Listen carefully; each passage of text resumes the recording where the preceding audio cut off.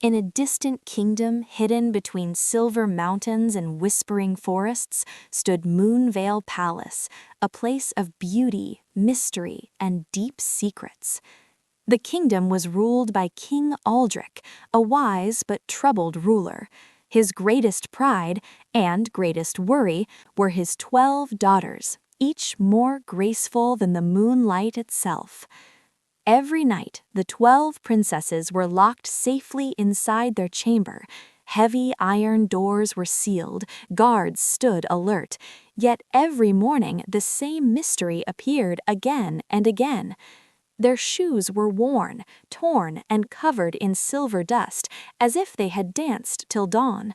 No one knew where they went, no one knew how they escaped, and anyone who tried to uncover the truth never returned. The eldest princess, Princess Ilara, carried the burden of leadership. She loved her sisters deeply, especially the youngest, Princess Lyra, whose laughter could soften even the hardest heart. But Ilara also carried a secret. Beyond the palace walls lay a hidden underground kingdom, glowing with enchanted crystals and ruled by shadows of ancient magic. There, music never stopped. There, time moved differently. There, the princesses were free.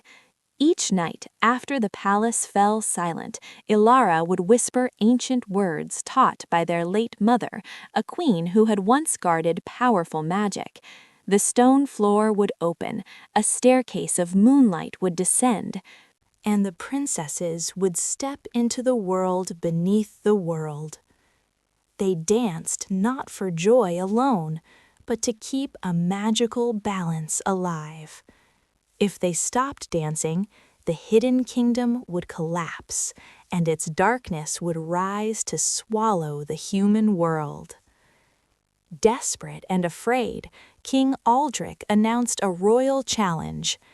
"Any man who discovers where my daughters go at night shall marry one of them and inherit the throne, but if he fails, he will lose his life." Many princes tried, many knights failed. Their names faded into silence. One day, a young soldier named Rowan arrived at the palace. He was not rich, he was not noble, but his eyes held intelligence, and his heart carried courage. An old woman stopped him at the palace gate and warned, "Do not drink the wine they offer you." She handed him a cloak of invisibility, stitched with moon thread. That night, Rowan pretended to drink the enchanted wine and fell into false sleep. When the princesses believed him unconscious, he followed them, unseen. He watched the floor open. He walked behind them through the glowing forest underground. He heard music made of crystal and shadows. Rowan was amazed and terrified. But when he reached the silver lake, he made a mistake. He broke a crystal branch. Princess Ilara froze. Someone is here. Though she could not see him, she knew the secret was no longer safe. The next morning, Rowan stood before the king and revealed everything: the staircase, the hidden kingdom, the endless dance. The court gasped. The king turned pale with fear. Princess Ilara stepped forward and finally spoke the truth. "We dance not in rebellion, father, but in sacrifice. Our steps keep darkness asleep." The king faced a terrible choice: end the dancing and risk destruction, or protect the secret forever. Rowan surprised everyone by kneeling. "Let me guard this secret, not as a ruler, but as a protector." King Aldrich agreed. The challenge was ended. No more men would die for curiosity.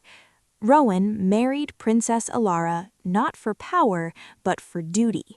Together, they ensured the dances continued safely, not as prisoners, but as guardians of balance. As for Princess Lyra and her sisters, they danced no longer in fear, but in pride. And so the kingdom of Moonvale prospered, because sometimes the greatest secrets are not meant to be exposed, but understood. And if you ever hear music echoing beneath the earth at midnight, remember, some dances are not for celebration, they are for saving the world.